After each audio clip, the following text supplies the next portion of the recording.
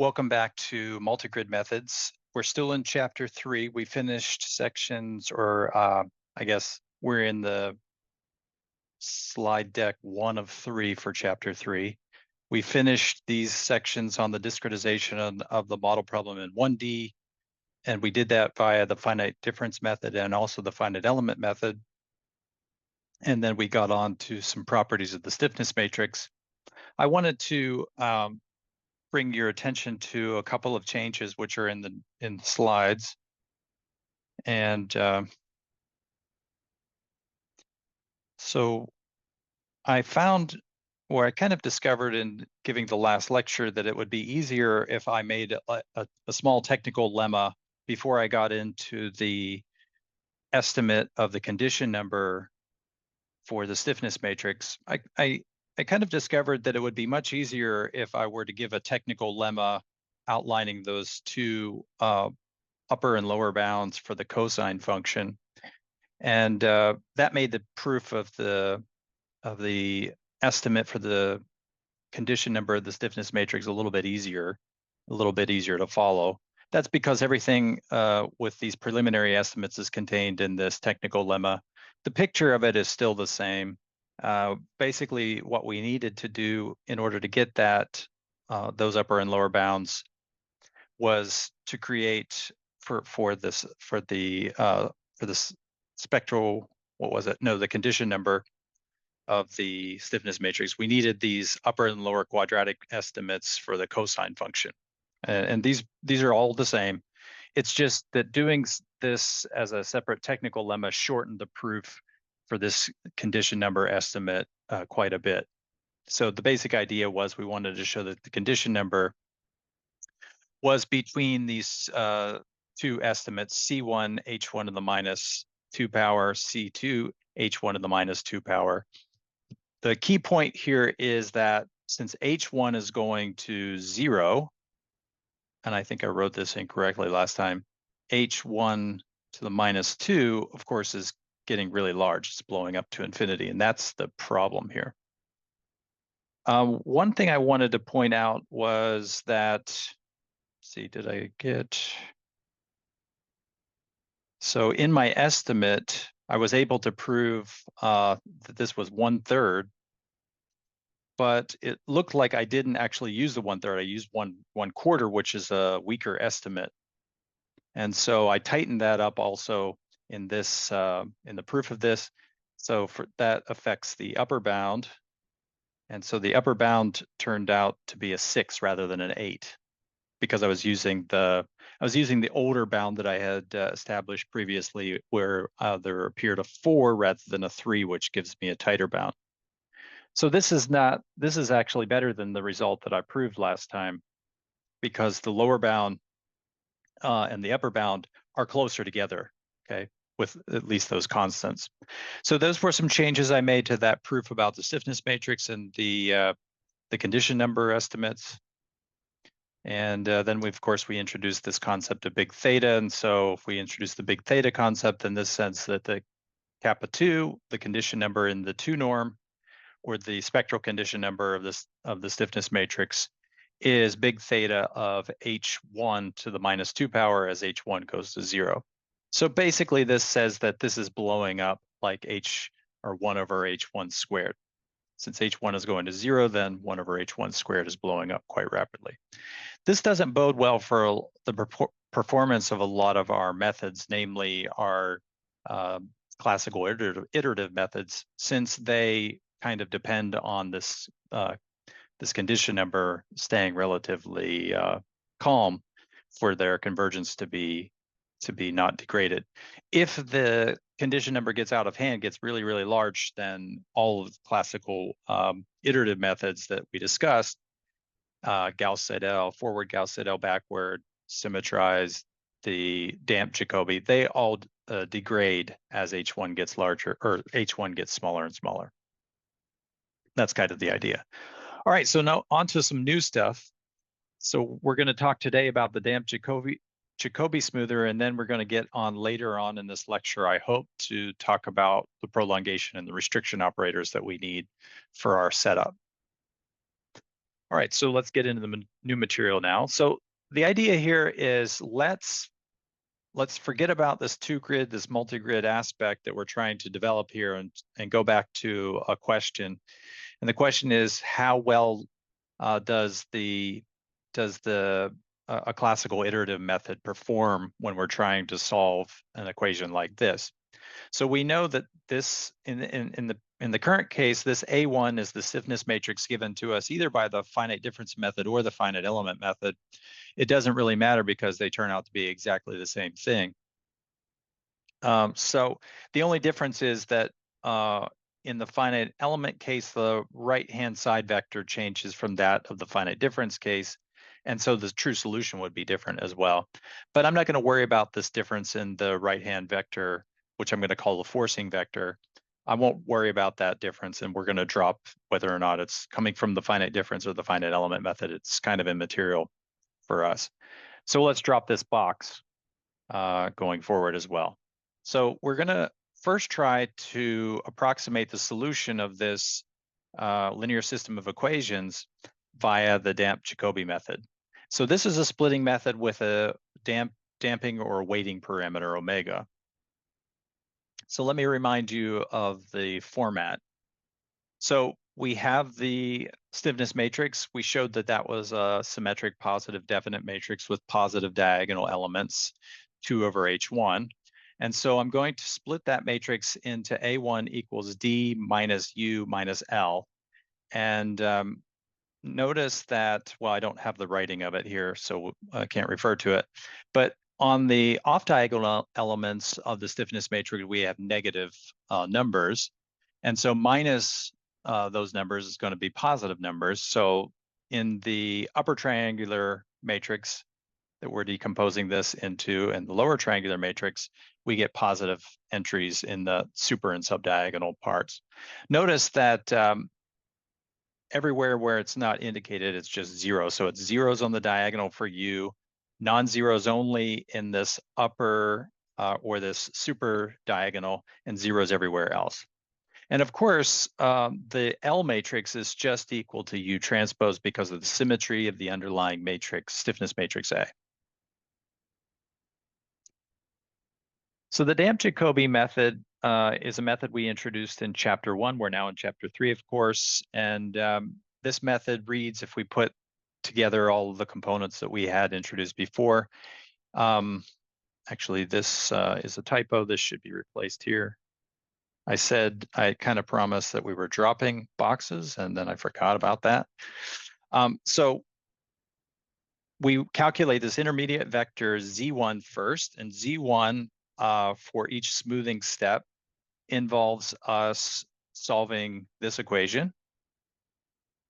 And then we do what we call a weighting or damping procedure, where we weight that against the previous known solution or the previous guess at the solution, U1 sigma. And then we repeat this a certain number of times. So sigma here is what we're using as our iteration count.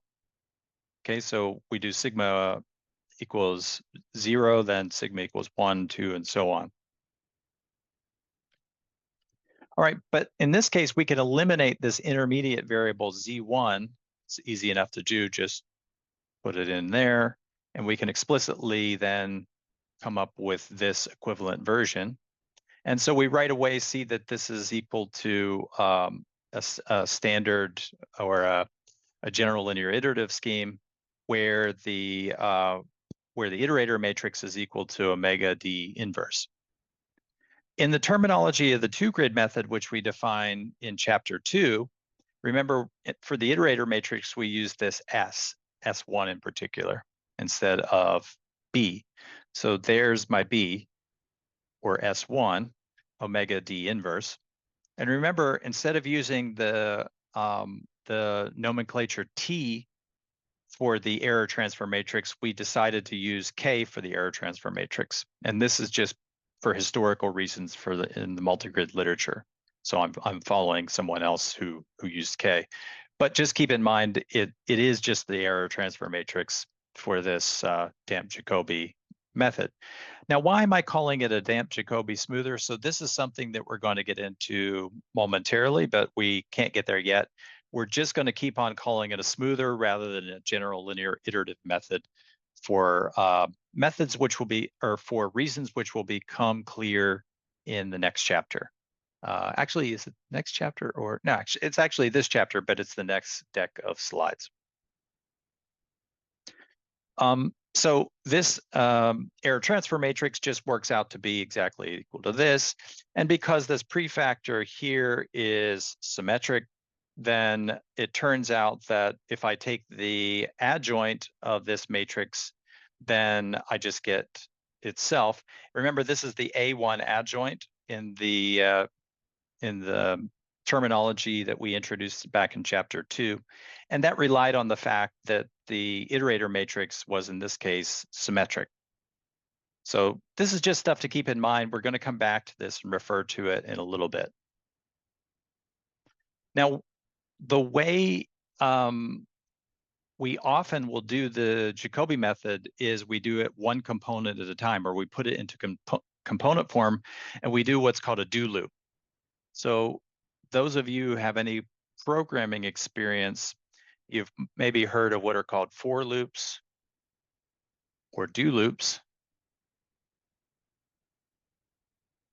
And that was the former structure, the old technology, I guess, for looping through a process, like say adding two vectors together, looping through the components of that vector and doing them one component at a time. So I'm going to address this a little bit later when we talk about some aspects of the code. I'll show you what the code looks like, and we'll talk about doing things in what's called component or serial form versus in vector, or what is also called vectorized or parallel form. The damp Jacobi method, we said previously, can be done in component form. And now when you use the matrices that we just introduced, then the component form writes in a very simple way. So when I'm updating this Z1 vector, I'm going to update its ith component via this formula. And I'm going to do this from I equals 1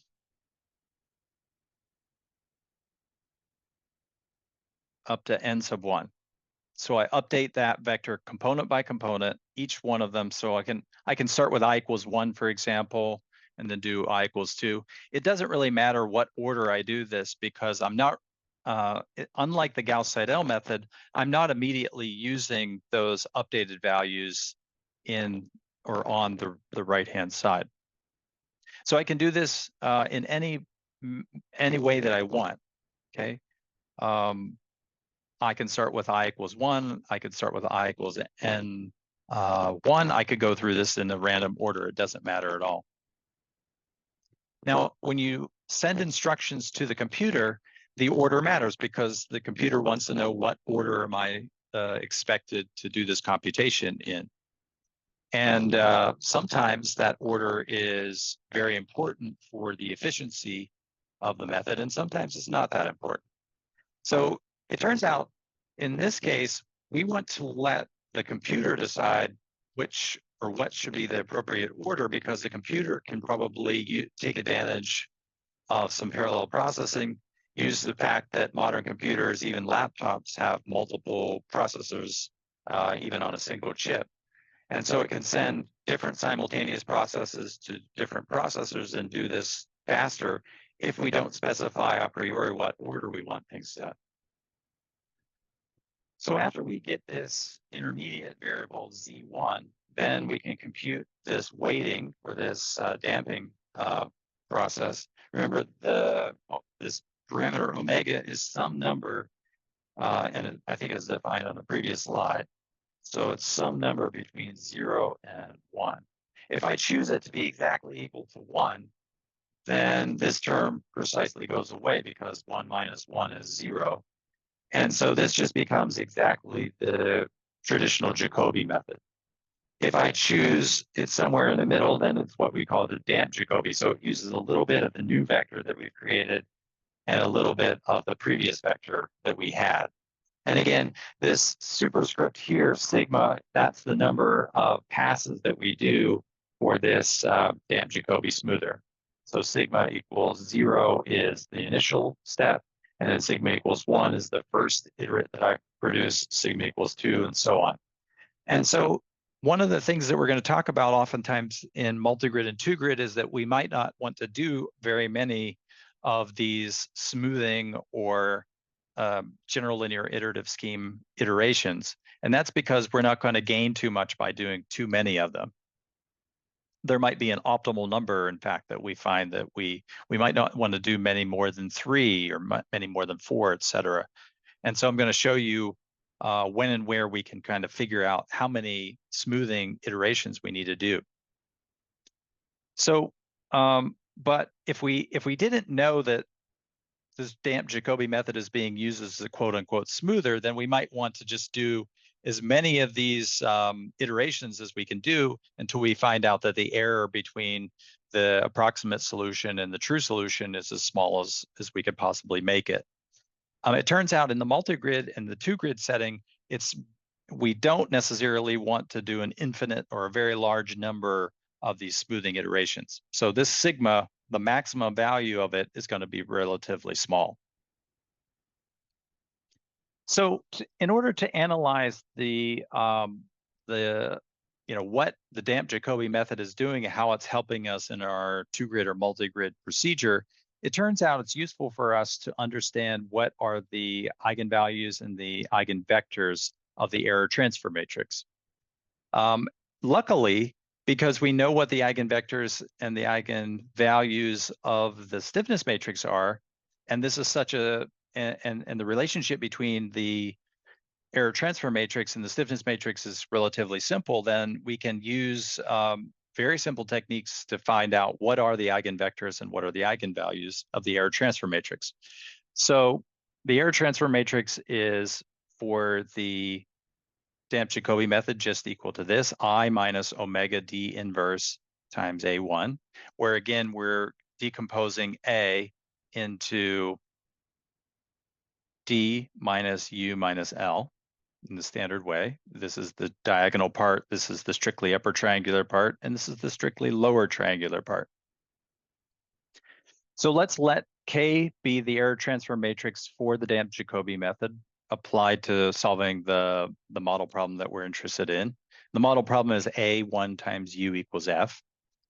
Then it turns out that the error transfer matrix has as its eigenvectors exactly the same set of eigenvectors as the level 1 stiffness matrix A1.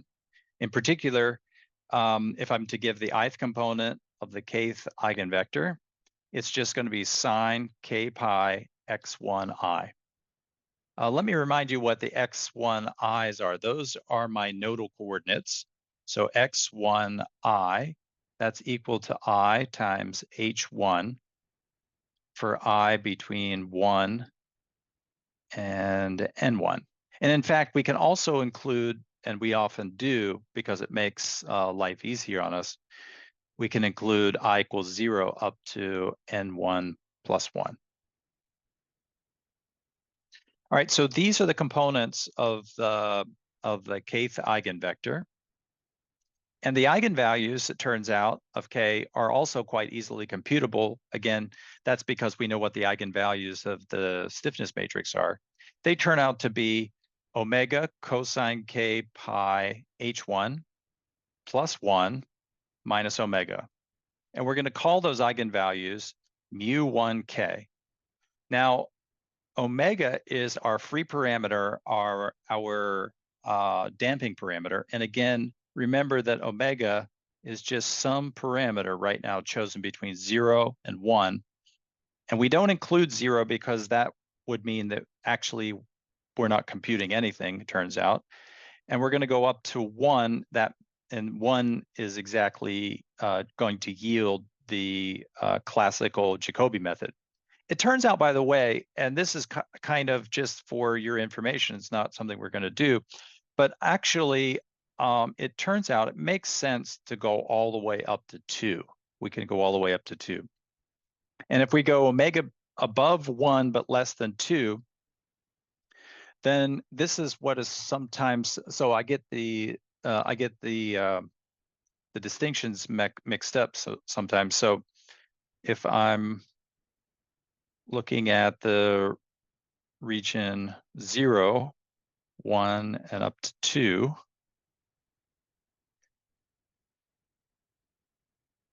so one of these regions is called over-relaxation, and I think it's this region. So this represents what is called the over-relaxation, and then this one is the under-relaxation region. So you might remember that we had this discussion back in 571, our introduction to numerical analysis. We talked about successive over-relaxation method and the under-relaxation method, and that has to do with the value of this weighting or this damping parameter. I'm not going to say anything more about that because we really only need the simplest case, and the simplest case is whenever omega is between 0, not inclusive, up to 1 inclusive. So let's prove that these are really the eigenvectors of the error transfer matrix, and these are really the eigenvalues of it. Well, let me first answer the first question, and that is, what are the eigenvectors of this matrix K1? Well, if we have the eigenvectors of this stiffness matrix A1, and this guy here, omega D inverse, that looks like a matrix times A, but it's actually can be just boiled down to a constant times A1. And so anytime we know the eigenvalues or eigenvectors of a matrix A1, and we simply make a linear transformation to create another matrix, something like I plus minus alpha times A, then the eigenvalues are just going to be 1 plus minus alpha times the eigenvalues of A. And that's because the eigenvectors for this guy turn out to be exactly the same. So if I know what the eigenvectors of A are, I know immediately what the eigenvectors of this matrix are. And so you probably remember that little trick, but that's the first part. So it's a matter of a very simple calculation to show that these are actually the eigenvectors of this error transfer matrix K1. So in fact, let's take K1 and multiply it by the eigenvectors, the kth eigenvector specifically, and let's see what we get.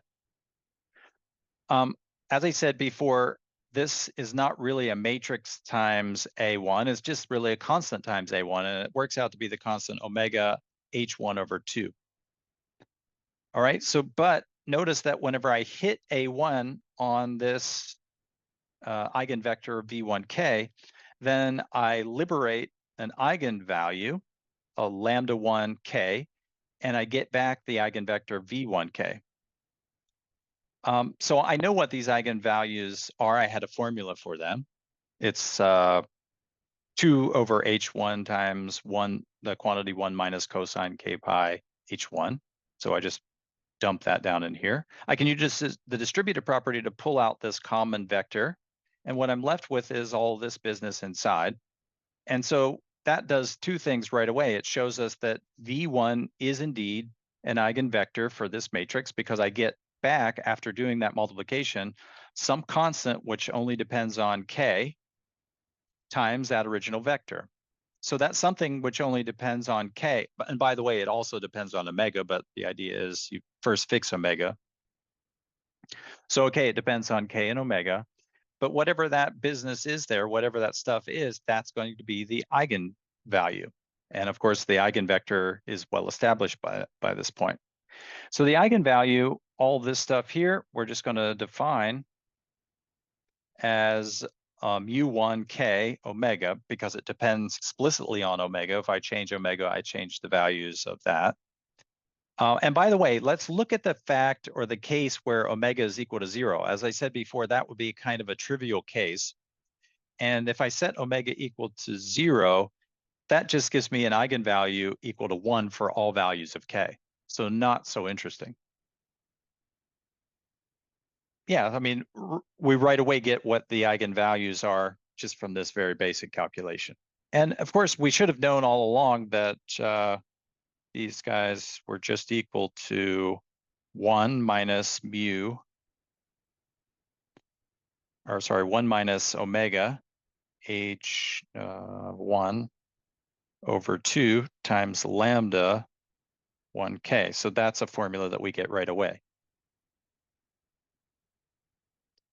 Right, but that works out to be precisely just this stuff. All right, I think the next slide I show, is it the next slide? Yeah, let's skip ahead and see what these eigenvalues look like if we kind of pretend that the k is a continuous parameter. And let's look at different values of omega, see what happens. Well, so we get curves which look like this. For omega equals 1, of course, that's the standard Jacobi case. I get a curve which looks like that. So let me interpret what this means.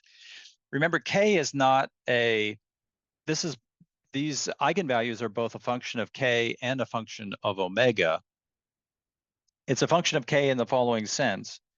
I'm treating k as if it was a continuous parameter, but it's not. It's a discrete parameter, and it goes from k equals 1 up to k equals n1, but not n1 plus 1. Okay, so the last one is somewhere here. So it says that the eigenvalues for omega equals 1 case are between +1 and -1, or between -1 and +1. Well, that's good because that says that the largest eigenvalue for this, in this case where omega is equal to 1, the largest eigenvalue is going to be either here or here. They're going to be the same. That gives the spectral radius. That tells us that the spectral radius is going to be smaller than 1, so we could expect that this method is converging as long as omega is equal to 1. Now we can adjust the size of omega. We can make it smaller than 1. We can't make it equal to 0 because that's just going to give us eigenvalues which are all equal to 1. That's kind of a limiting case, which doesn't make much sense. But if we choose different values of omega, let's say omega equals 1/2, we're going to get a curve which looks like this. So what is this saying? What I'm going to show later on is that basically it shows that it's really damping out frequencies of the error. Remember, these are the eigenvalues of the error transfer matrix. So it's making the frequencies of the error go to 0, which are very close to this area right here. Okay, and so those are high frequency modes, values of k values which are up in this area. It's making those go to 0 very fast because the eigenvalues are close to 0. The eigenvalues are close to 0. So I can say that wherever the eigenvalues are close to 0, those error frequencies are going to get squashed really fast. That's actually what the error transfer matrix is doing. Eigenvalues which are close to 1 represent modes, or I should say modes for which the eigenvalues are close to 1 are modes that are not getting squashed all that fast. And so, for example, the modes that are up in this area here, this cluster, are not going to get squashed all that fast. And for omega equals 1, the modes in this area are not getting squashed all that fast. Okay, so I'm going to come back to this point in a little bit. But we do have some flexibility with this dial that we're going to call omega. If we adjust it a little bit, we can make it so that all of our modes in a certain frequency range get squashed by a certain amount. For example, if I choose omega equals 2/3, then all of the eigenvalues in this regime or this region between k equals n1 plus 1 over 2 up to k equals n1 plus 1 are going to get squashed relatively rapidly, and they're going to get squashed with a factor of -1/3 or 1/3. So each time I do an application of this, those frequencies are going to get squashed by 1/3 factor. That's quite good, actually, because that's saying that those modes are going to get damped to 0 at a pretty quick rate. However, there are always some modes, no matter what I do, that have their eigenvalues close to 1 in magnitude. And so those can never be squashed all that rapidly. So the damped Jacobi method turns out to have this kind of smoothing property on the error. It makes the error smoother and smoother because it eliminates the high frequency modes of the error. We're going to see this with computational examples later on. And so let me just conclude by saying this. The damped Jacobi method might not work so well as a standalone solver, because the error doesn't go to zero all that rapidly. We're going to see that with some computational examples. However, what it does is it's going to make the error relatively smooth in the sense that it's going to remove the high frequency modes of the error pretty rapidly. The high frequency end of the spectrum is what we call this end of the spectrum right here. Okay, so those modes between n1 plus 1 over 2 up to n1 plus 1. Okay, so somewhere in this range. And the low frequency regime is this regime here. And so low frequency modes don't get squashed quite as quickly. High frequency ones do. And I'm going to try to show you that, what I mean by that momentarily. A little bit more about that. All right, so now I want to kind of emphasize why the damped Jacobi method's performance as a standalone solver gets really degraded as H1 goes to 0. Actually, that can kind of be seen with a picture. Let's see here. We already got that all the way. But this can kind of be seen with a picture. And that's because, remember, the spectral radius is going to dictate how fast things get, how fast the overall error is converging to 0 in a certain norm sense. So we showed this in chapter 1. Notice that the spectral radius for my K1 matrix, my error transfer matrix, it doesn't matter what values of omega I choose. I can, as long as I'm sticking between 0 and 1, we can see that the spectral radius is always going to be computed from that very first eigenvalue up here. Remember, this is treated as if K is a continuous number, but it's not. It's a discrete number. It's going from the integer values 1 up to n1. And so actually we can always pin down the largest eigenvalue. It's always sitting right up there. Okay, so let me use a different color to emphasize that. My largest eigenvalue is always going to be up here. Can everyone see that? You see why that's true. The largest eigenvalue is always going to be associated with the lowest of the low frequency modes. And it's because of the fact that as I increase the value of n1, okay, I add more and more points to my mesh. That's like saying h1 is going to get smaller and smaller. So as n1 goes up to positive infinity, h1 is going to go down to 0. And that's a little bit like saying I'm going to cram more and more modes in here. Well, you can see what's happening.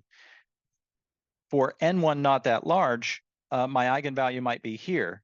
But as n1 gets larger and larger, it starts retreating and starts getting really dangerously close to 1. And what does that mean?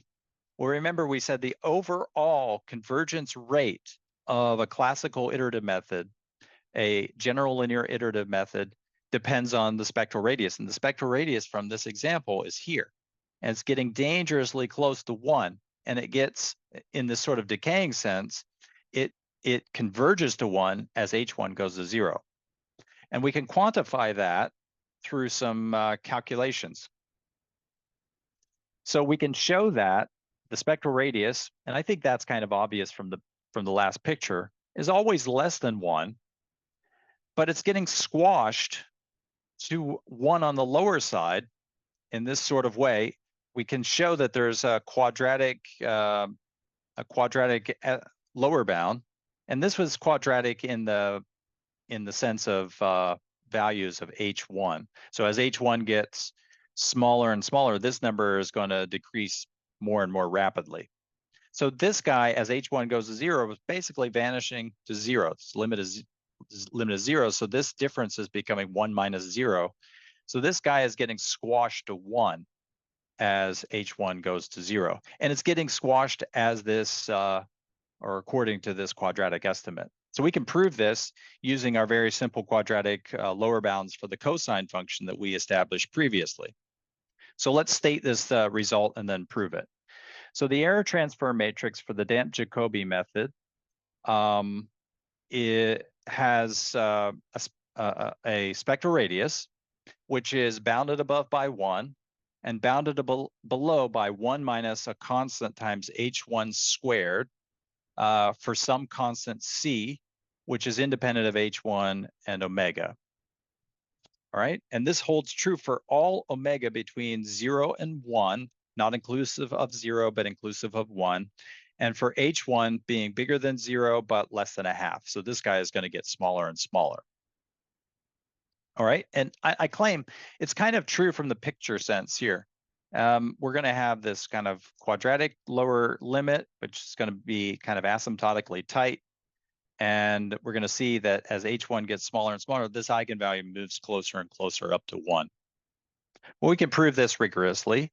So on the next slide, I think it's obvious that the spectral radius of the error transfer matrix for the Damp-Jacobi method or smoother is the first eigenvalue, okay?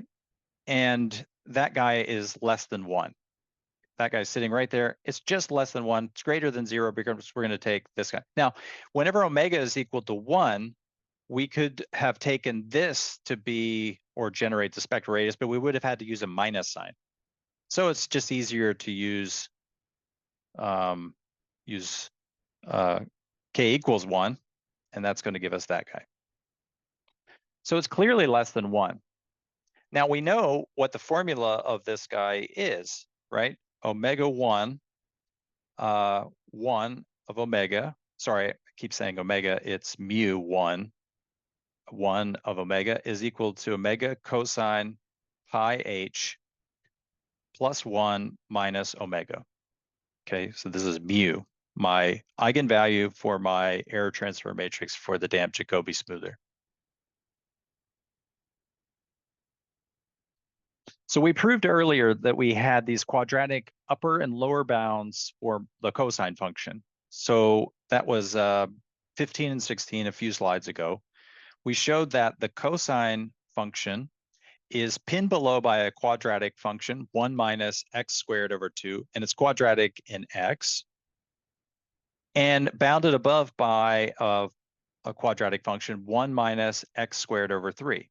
So just to give us a pictorial representation, cosine is that, and the lower bound is here, and the upper bound is here. Okay, so quadratic lower, quadratic upper. And these bounds hold for all values of x between 0 and pi over 2. All right, so let's just do some manipulations with these bounds as it is. So the first thing I'm going to do is multiply by all sides here by a minus sign. Okay, and then I'm going to add 1. So first thing is multiply by a minus sign, add 1. That's going to make these guys go away. It's going to change the directions of these inequalities. And then I'm going to multiply by omega, which is a positive number. And so that immediately gives me this estimate right here. I hope everyone can see that. So you start with this one, you multiply by -1, add 1, and then multiply by omega, and you immediately get this estimate here. All right, so now we're going to take this number, pi h1. That's clearly going to be a number which is less than pi over 2. Remember, our estimate applies for 0 up to pi over 2. This guy is the argument that I'm going to see appear here. This works out to be, when I do that substitution of x for pi times h1, this just works out to be 1 minus the spectral radius, because we said the spectral radius was exactly equal to this guy. So this is a little exercise for you to show yourself or convince yourself of, that whenever I replace x by pi h1, then what appears in the middle here is just going to be 1 minus rho of k1, the error transfer matrix. So that says 1 minus rho k1 is pinned between these quadratic functions, and it's quadratic in this parameter h1. And so we can consider this as if h1 was a continuous variable going to 0, but of course it's a discrete variable which is going to 0 as we make n1 larger and larger. Then we can do a couple of manipulations on this guy. And so what emerges is only this upper estimate, which turns out to be important. So I'm going to let you guys do this one as an exercise. The one that's most important for us is this one right here. Okay, and this just you can probably see right away what you need to do. You're going to add this guy to both sides. Then you're going to subtract this guy from all sides, or actually add row to all sides, and then subtract that from all sides, and you immediately get this. We know that the spectral radius is bounded above by 1. Now we know that it's also bounded below by some quadratic in h1 squared. And therefore, we've proven the result that we wanted to prove, where the constant in this estimate is omega pi squared over over 2. I probably should have said here that C is, I got it wrong, right? Actually, I've got to make a correction here in the notes. C is not independent of omega, but it is independent of H1. So it's independent of H1, but this one here is wrong. It's not independent of omega, is it? In fact, the C that we want is precisely this guy. So it's independent of H1, but not independent of omega. I guess if I wanted to, I could make it clear by just adding an omega here. I could just squeeze in an omega there, and then I could say, this is satisfied with C equals pi squared over 2. So I don't know exactly which way I'll go with this, but I can modify it so that it becomes correct. As it stands right now, it's not exactly correct. All right, so let's move on. So now I want to talk about the smoothing effect that we mentioned earlier. So in the multigrid setting, the Jacobi method is no longer going to be used as our standalone method for solving the problem, but it will work quite well as what we call, or what we'll refer to as, a smoother. So the idea is what we showed before. The Jacobi method and the damped Jacobi method might not damp out all frequencies of the error vector at the same rate. And in fact, we've seen that. We've seen that we can specify values of omega so that we can damp out high frequency modes a lot faster than low frequency modes. So let me show you in a Fourier sense how this is going to go. So remember that the damped Jacobi method, because it's a general linear iterative scheme, has an error equation which looks like this, right? So this is the error transfer matrix for the damped Jacobi method. And we said that the error transfer matrix transfers the error from one step to the next. All right, so we know exactly what that error transfer matrix looks like in an analytic sense. It's just equal to that.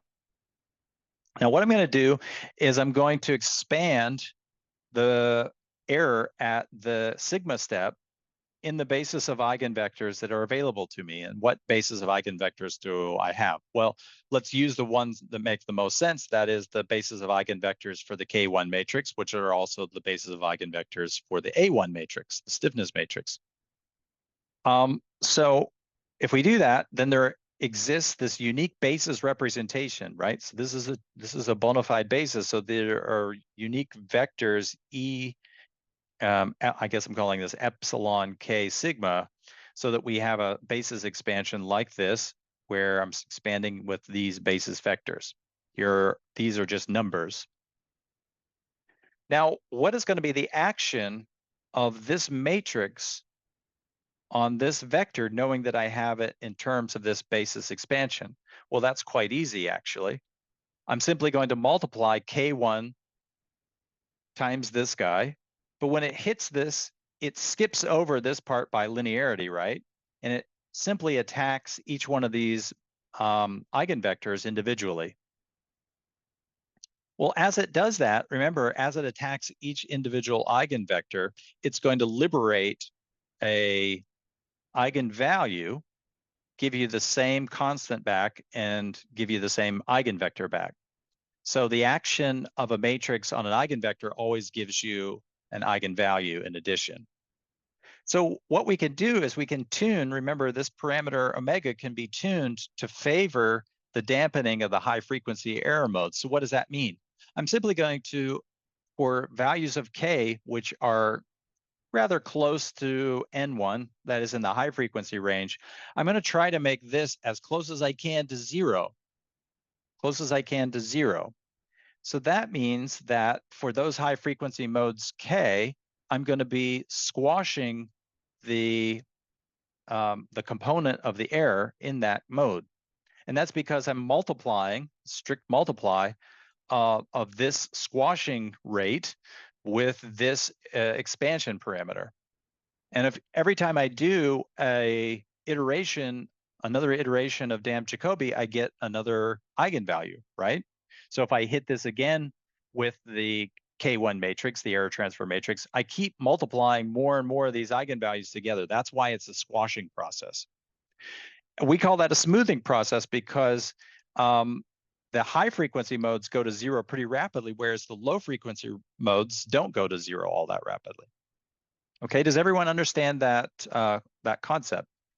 Because we can tune this to have these eigenvalues in the high frequency spectrum or high frequency range of the spectrum as small as we can or as close to zero as we can.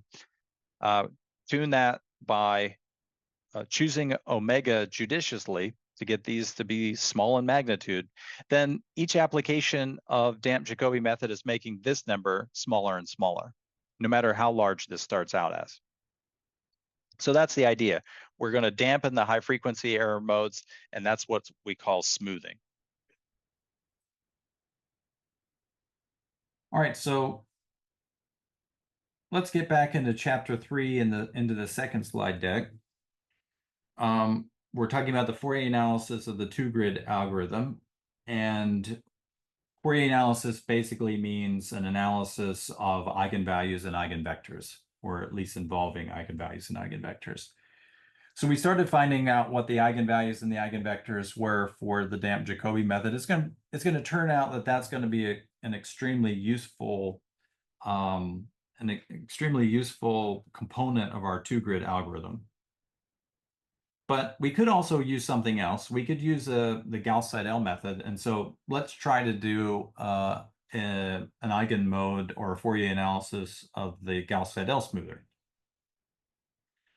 So the Gauss-Seidel smoother can be obtained by the same process of splitting A into D minus U minus L. And again, the matrices are all the same that are involved. Just to remind you, we want to solve this problem to begin with, this A1 U1 equals F1, where F1 is given and U1 is what we want to discover. So U1 is essentially the coordinates of the finite element vector that's going to define our approximation. The Gauss-Seidel method can be expressed in a couple of different ways, but we'll express it in kind of one of the two equivalent ways. So first is given in 5, and then second is given in 6, where we establish clearly what is the iterator matrix for this method. And again, this is stuff that we went through in chapter 1. This is, by the way, the forward Gauss-Seidel method. We could equivalently do the backward Gauss-Seidel method, or we could employ a rather sophisticated smoother involving some sort of symmetrized process. So our iterator matrix in this case is just D minus L inverse, and our K1 matrix, our error transfer matrix for the Gauss-Seidel smoother, is just I1 minus S1 A1.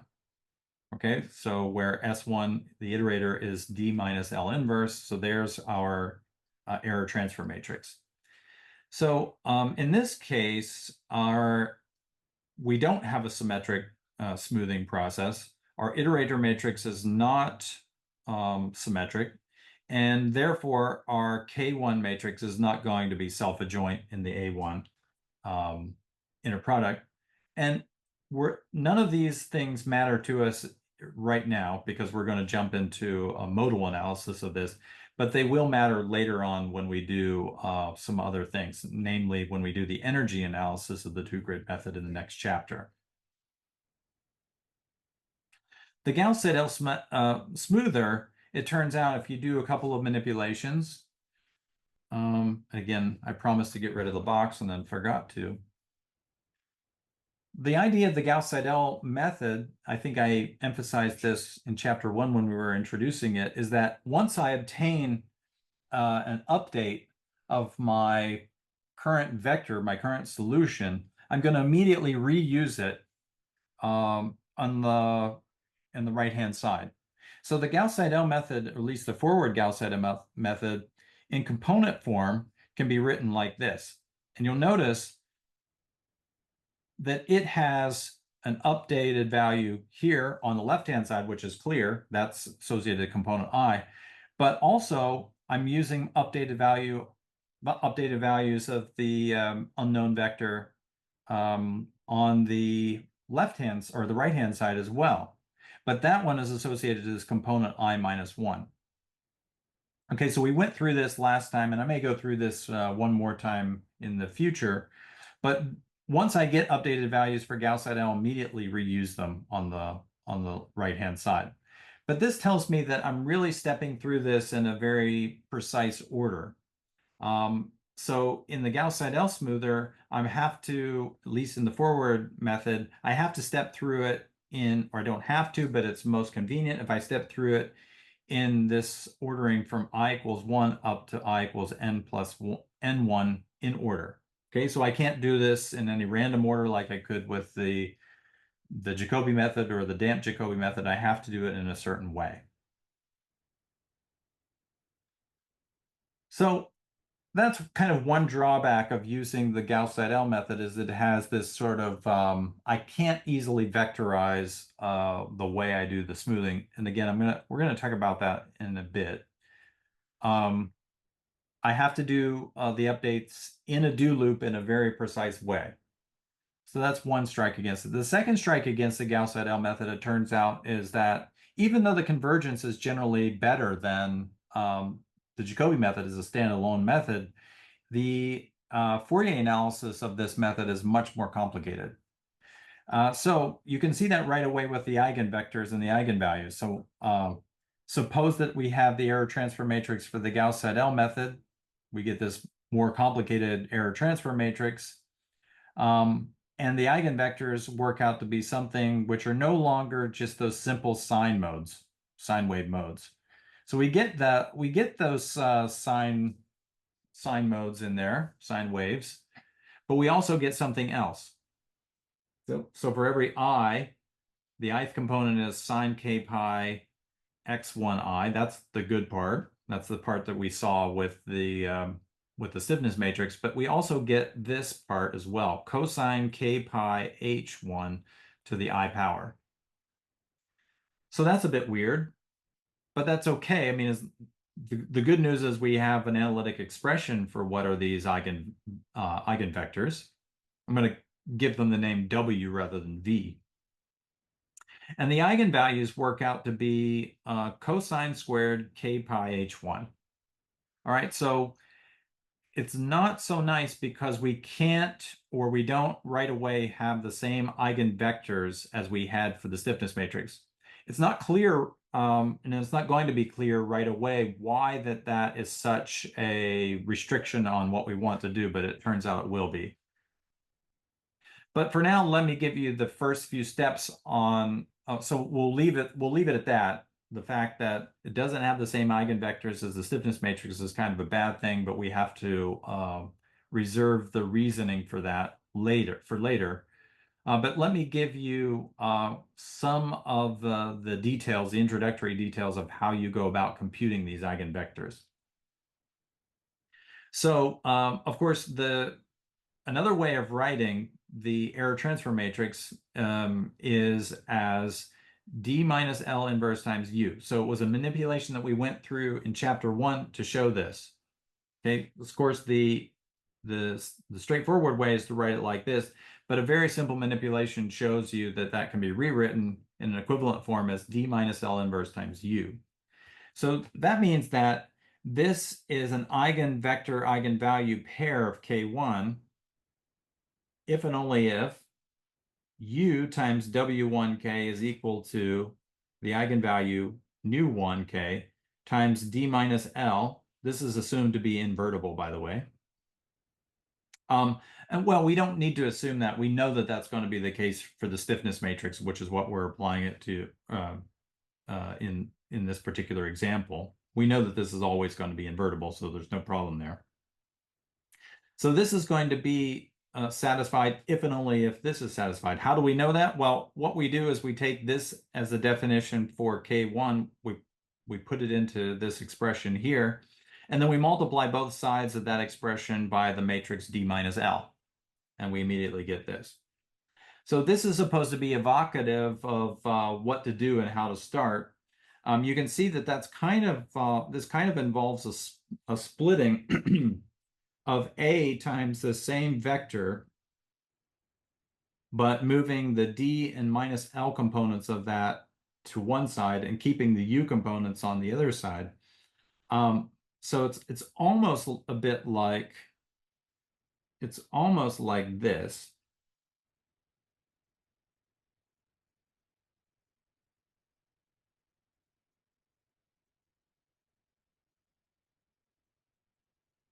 But not quite. We have to modify that in a very slight way by including in here these numbers. So I claim that, using some trigonometric estimate or trigonometric identities, you can prove that this holds and therefore this holds. So in fact, it's much easier to work this way. We want to show this, but we're going to start with this to prove it. So I'm going to leave that as an exercise. So as I said, the eigenvectors for the error transfer matrix for the forward Gauss-Seidel and even the backward turn out not to be the same as the eigenvectors for the stiffness matrix. And this makes a Fourier analysis of a method involving the Gauss-Seidel method as a smoother very, very difficult, if not impossible. So we're not going to use that case. We're going to put the Gauss-Seidel smoother off to the side, and we're going to ultimately use only the damp Jacobi method as our smoother. So we'll not use that for now. So let me come back to some more elements of what we mean by smoothing. So what I said earlier is true. These classical iterative methods are going to have a smoothing type effect rather than having a uniform effect on all of the error modes all at once. And this is going to allow us to project smooth things onto a coarse grid, projecting or putting smooth information on a coarse grid. But I haven't really defined what I mean yet by a coarse grid. So that's what I want to do here. And then I want to talk about smoothing in the context of coarse versus fine grid stuff. So first of all, I want to start off with a kind of an idea.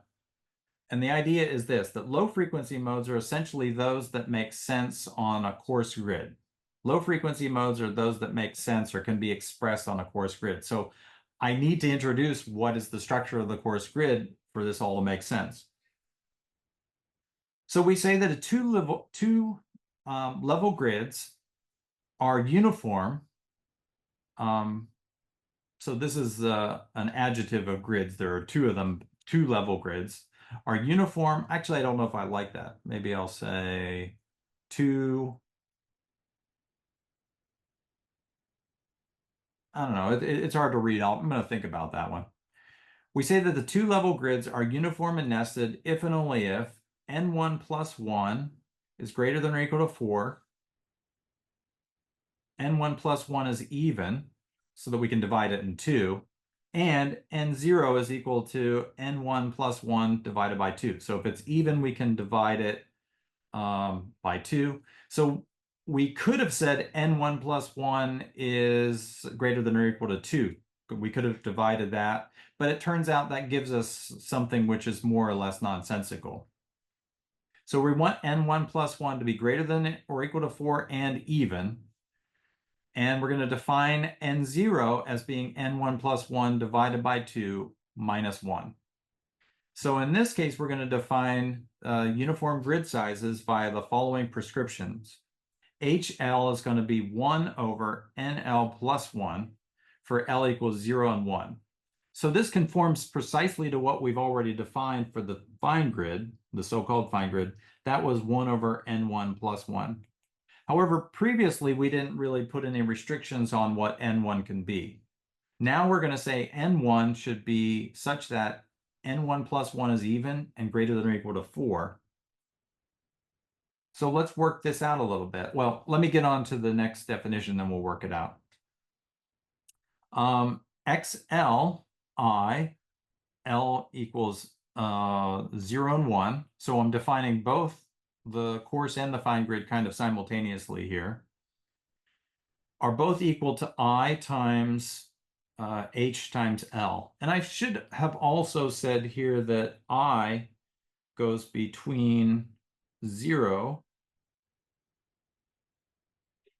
and NL plus 1. Okay, so that's the full grid.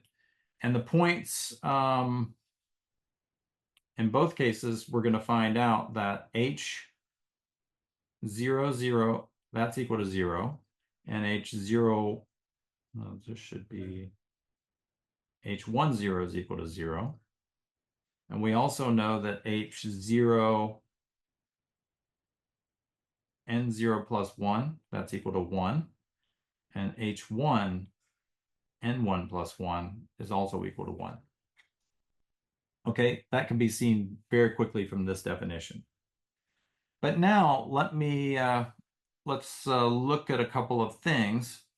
So first of all, can we get some sort of relationship between H1 and H0? Can we get a relationship? Well, it turns out that H0 is just going to be equal to twice H1. Can we prove that? So let's prove that. Give ourselves some room to do that. So H0, that equals 1 over 1 plus, or let's write it as N0 plus 1. But N0 plus 1 via this formula here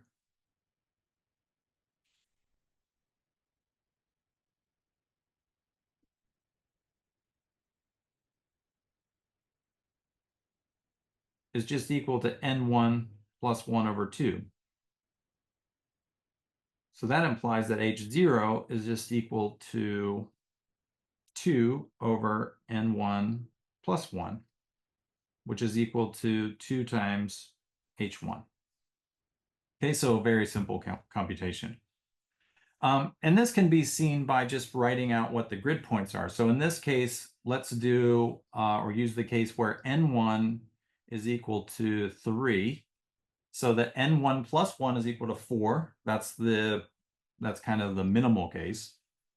So N1 plus 1 is equal to 4. So the grid spacing is going to be 1/4 because it's 1 over N1 plus 1. So the grid spacing up here is 1/4, which I think you can all clearly see. And down here on the coarse grid, we have the grid spacing equal to 1/2. So let me just emphasize that L equals 1 is always going to refer to the fine grid. L equals 0 is always going to refer to the coarse grid. The H1, that's always the distance between two neighboring grid points. H0, the distance between any two neighboring grid points. So notice that we precisely get what we saw previously, that H0 is equal to 2 times H1. Okay, so we say that this uniform, this two-level grid is uniform and nested. And you can see that, right? So the second grid point in the, so this is the kind of nesting structure that I'm referring to. This the 2 grid point in the fine level grid is exactly equal to the 1 grid point in the coarse level grid, right? They're exactly the same point. So there are these nice things that I can prove, namely that x0I is equal to x1 2I. So it's in this sense where we have a nested grid. We have this sort of lining up. And the uniform nature is that we have the grid spacing is everywhere the same. So the distance between any two of the grid points are always the same, no matter which grid I'm on, the coarse grid or the fine grid. All right, so let's recall a quick property of the stiffness matrix. So the level 1 stiffness matrix that lived on the fine grid, right? Because we're using the definition of A1 with respect to N1. That was a symmetric positive definite matrix, and its eigenvalues were given by this formula, and its eigenvectors were these sign modes. Okay, so that's just a recall for you of a couple of very basic properties of the stiffness matrix. I'm not giving the structure of it, but you can also recall that the stiffness matrix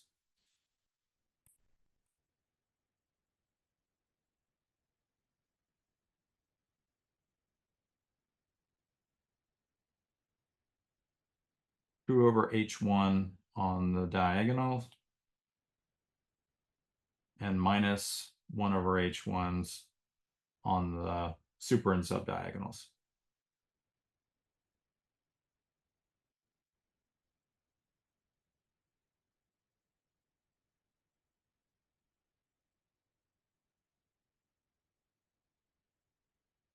Okay. So now relative to what I said before about these modes and the plotting of these eigenvalues on a graph. So what I'm referring to here is we usually plot our eigenvalues by assuming that these k modes are kind of a continuous function or continuous variable. They're not. But for example, the modes for the damp Jacobi smoother or the eigenvalues look something like that. Okay, so, but the point that I'm trying to make here is I divided up this grid into high level or fine level modes and or high frequency modes and low frequency modes. So let me define that more specifically now. Suppose that the two level grids are uniform and nested. So of course that means something about n1. n1 plus 1 is an even number greater than or equal to 4. And therefore we can define n0 as n1 plus 1 over 2. Let's consider an expression in the following form. So this is just an expansion of some arbitrary vector in the basis of eigenvectors for the stiffness matrix. So given by these formulas for the eigenvectors in 9. We say that the kth mode, so there's the kth mode, it's the kth component of this expansion, is of high frequency or is a high frequency mode if and only if k is less than n1 but greater than or equal to n1 plus 1 over 2. So that's precisely this part of the graph. Okay, so whenever I plot the eigenvalues or these, maybe whenever I plot these numbers ck, I can pretend that ck is plotted as a continuous function of k. It's not a continuous function, but you get the idea. So those values of k that are bigger than n1 plus 1 over 2 and less than n1 are what we call high frequency modes. And everything else is what we call a low frequency mode. So it lives in that part of the woods, I guess. All right, so I'm going to stop there. So basically, the idea I need to really convince you of what smoothing is, the components that I need to really define what smoothing is are this fine grid concept, this coarse grid concept, and the fact that, well, okay, if I have a linear iterative scheme which has a smoothing property, namely that it tends to damp out the high frequency modes faster, then the error associated with that can be well approximated after all those high frequency modes are gone on a coarse grid. And so that's what I call the smoothing effect or the smoothing property. And we'll get into that next time. So I'll stop there and I'll take any questions you guys have. Thank you for being patient with me and giving me a couple extra minutes.